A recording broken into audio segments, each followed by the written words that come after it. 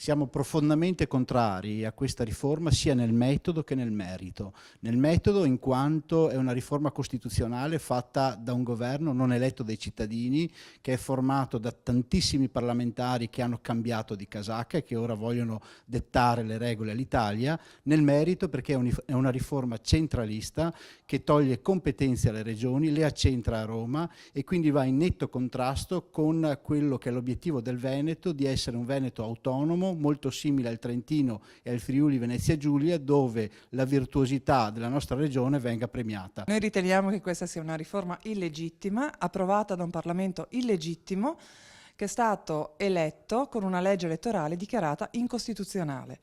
Queste cose che dicono su questo referendum sono le più varie, però un elemento di fatto è anche quello che riduce ulteriormente la partecipazione dei cittadini.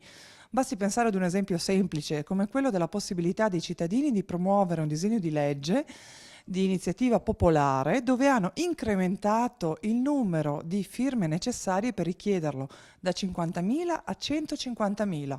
E comunque nell'insieme di questa riforma resta il fatto che conserva e rafforza il potere centrale, statale, a danno delle autonomie, come quella regionale, oltre che quelle locali, private sempre di più di mezzi finanziari. Il turismo passa da essere una competenza concorrente tra Stato e Regioni ad una esclusiva dello Stato. Ma se noi in Veneto siamo i più bravi, non capisco perché lo Stato ci voglia punire. Abbiamo prodotto un modello che funziona, che ci fa essere dei campioni dal punto di vista internazionale per le presenze, per la sostenibilità del nostro sistema turistico e non capiamo perché dobbiamo essere gestiti da Roma anche su questo. Sono nettamente contrario a questo referendum, quindi invito i cittadini ad andare a votare perché non c'è il quorum e a votare no.